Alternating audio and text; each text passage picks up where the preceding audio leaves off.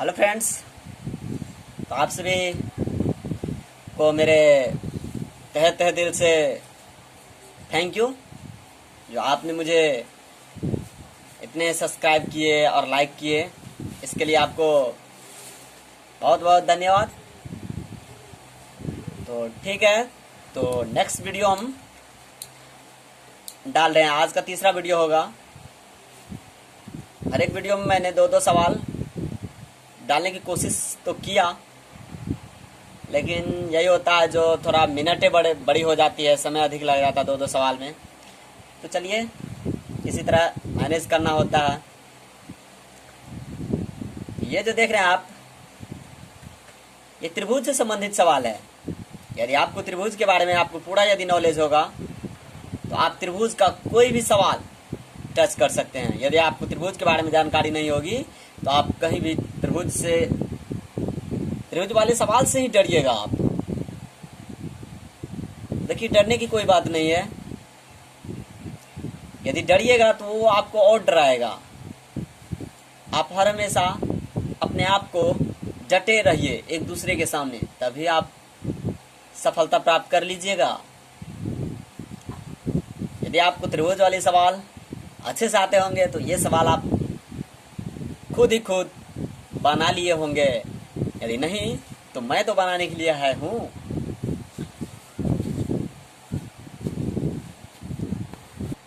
ठीक है, तो हम सवाल को बना के आप लोगों के सामने प्रस्तुत कर रहे हैं। तो देखिए, सवाल में दम नहीं है। यदि आप आईटीआई लेवल का स्टूडेंट होंगे तो आईटीआई में ये सवाल बार बार पूछा जाता है। त्रिभुज से संबंधित एक दो सवाल डाला ही जाता है, इसलिए आपको त्रिभुज के बारे में अच्छे से नॉलेज होनी चाहिए। और ये सवाल आप पढ़ते हैं हम। तो चलिए हम सवाल पढ़ते हैं। यदि त्रिभुज के दो कोनों का योग, देख लीजिए, यदि त्रिभुज के दो कोनों का योग, यदि त्रिभुज के दो कोनों का योग तीसरे कोण के बराबर है, यदि त्रिभुज के दो कोनों का योग तीसरे कोण के बराबर होता है तो त्रिभुज का फिगर हम बना लेते हैं। बना लिए, इसको मान लेते हैं ए बी सी। त्रिभुज के दो कोण, तो मान लीजिए ये दो कोण हुआ, तीसरे कोण के बराबर थे, ये दोनों मिलके इसके बराबर है। ये आपको सवाल में कह दिया है, दो कोण मिलके तीसरे कोण के बराबर है।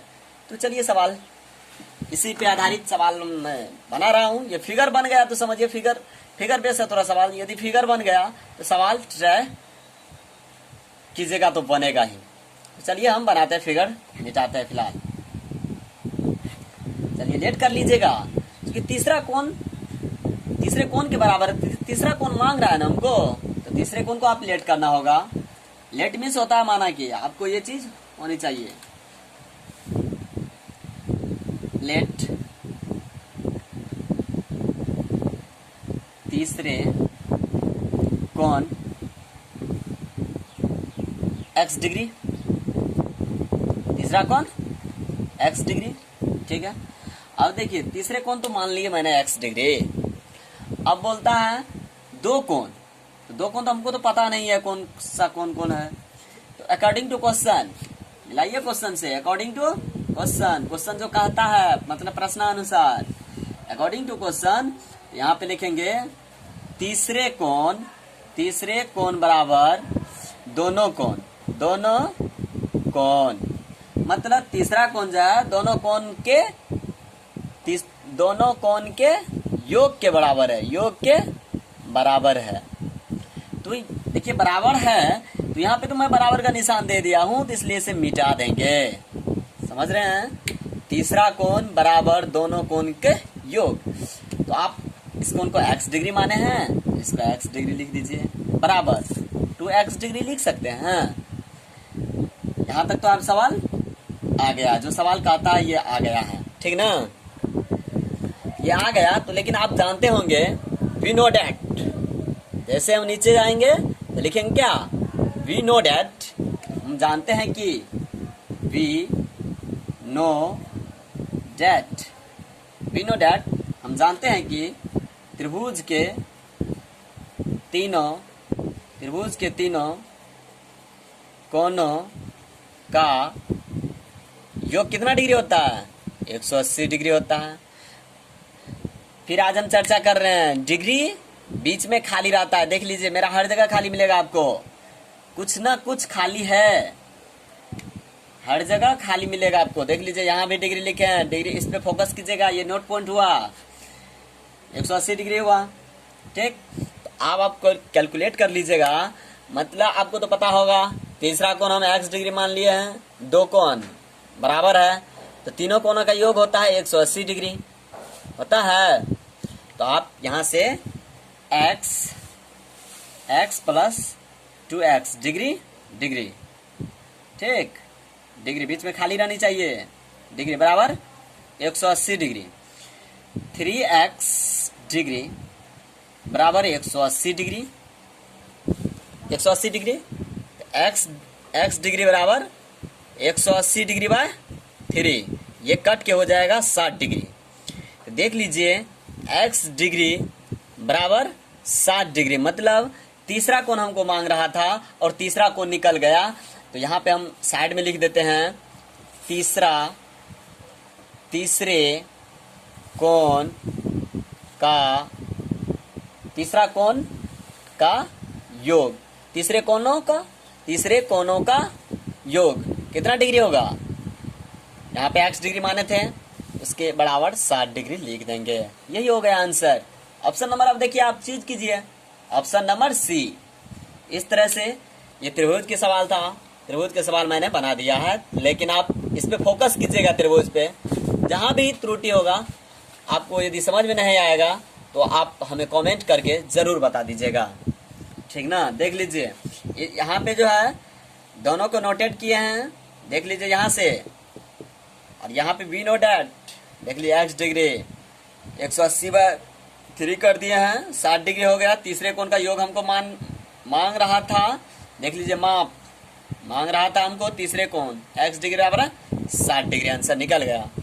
ठीक है दोस्त, थैंक यू।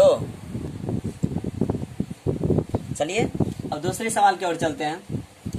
देख लीजिए सवाल, यदि A की आय B की आय से 50% अधिक हो तो B की आय A की आय से कितना प्रतिशत कम है। यदि A की आय B की आय से 50% अधिक है तो B की आय A की आय से कितना प्रतिशत कम है। तो ये दूसरा सवाल हुआ। ये देखिए इस तरह से हम वीडियो अपलोड करते हैं, जो एक सवाल मेथड से बनाते हैं तो एक सवाल ट्रिक से बनाते हैं, ठीक। तो इसमें ट्रिक का यूज करते हैं। इस सवाल में जैसे भी परसेंटेज वाला आए इसमें थोड़ा ट्रिक बहुत यूज कर दीजिए, ट्रिक यूज कीजिएगा, समय कम रहता है ITA में और आपको ट्रिक बेसिस पे सवाल जल्दी बनता है और आंसर भी आपको आंसर टिक आउट करना है ना। तो ऑप्शन, चलिए हम ऑप्शन लिखते हैं, आप लोग देख लीजिएगा किस तरह से हम डिनोट करते हैं। हम ऑप्शन लिख रहे हैं। चलिए ये जो आप देख रहे हैं ये ऑप्शन है, A नंबर में ऑप्शन है 25%, B नंबर में ऑप्शन है 33.33%, C नंबर ऑप्शन है 65%, D नंबर ऑप्शन है 50%।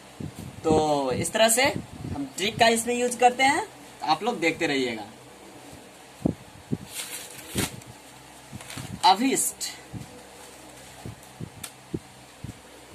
अभिष्ट फिलहाल तो हम अभिष्ट ही कर रहे हैं।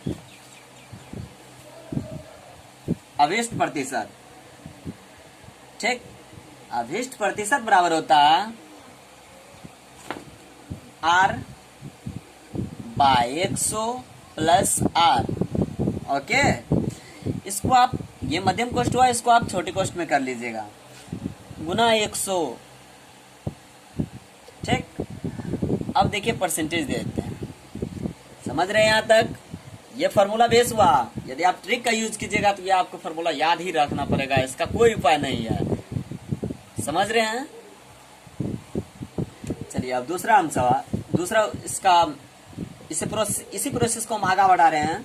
तो देख लीजिए R की जगह पर हम क्या करेंगे, 50 दे देंगे, बाय देखिए 100 है प्लस, देखिए R की जगह पे फिर क्या पुट करेंगे, 50 पुट करेंगे। चलिए गुना 100 सॉरी यहाँ पे मध्यम कोष्ठ नहीं होगा, गुना 100। यहाँ तक कोई समझने में दिक्कत नहीं ना? चलिए नहीं है तो आगे बढ़ते हैं। 50/150 गुना 100, यहाँ तक ओके है। अब देख लीजिएगा यहाँ से, यहाँ पे काटे समझे? नहीं समझ रहे हैं तो 0 0 देखिए कैंसिल हो गया, 5 तिया 15 लगाए, ठीक ना। अब देखिए इसको कर लेंगे, 100/3 हो गया, 100/3 हुआ। अब यदि इसको आप डिवाइड कीजिएगा, ये हो जाएगा 33.33%। ये क्या हुआ? ये क्या हम मांग रहा था सवाल? हमको परसेंटेज कम मांग रहा था, यहाँ पे तो हम अभिष्ट माने थे, तो अब इसको डिनोटेट कर देंगे हम बी की आई ए की आई से 33.33% कम है। ये जो आप देख रहे हैं ये पहले वाला है, ठीक। यहाँ तक ये आंसर हो गया, यहाँ पे हम सजा के लिख दिए। समझ रहे हैं? देख लीजिए, फिर से आपको बता दे रहे हैं हम, ये जो आप देख रहे हैं 33.33% आंसर निकला है। लेकिन यदि आप वहां पे सवाल देख लीजिएगा, ऊपर से सवाल देखिए, यहाँ पे कहता है यदि ए की या बी की आय से कितना परसेंटेज कम, तो देख लीजिए बी की आय ए की आय से 33% कम है। लेकिन यहाँ पे सवाल कहता है यदि ए की आय बी की आय से 50% अधिक है, कितना परसेंटेज? 50%। किसकी आय? ए की आय बी की आय से, ए की आय बी की आय से। बी जितना कमाता है, बी जितना कमाता है उससे अधिक है। कितना अधिक है? तो 50% अधिक है। किसका? ए की आय। तो देख लीजिए कम कितना है, तो बी की आय, बी की आय, ये जो आप देख रहे हैं बी की आय से, बी की आय से,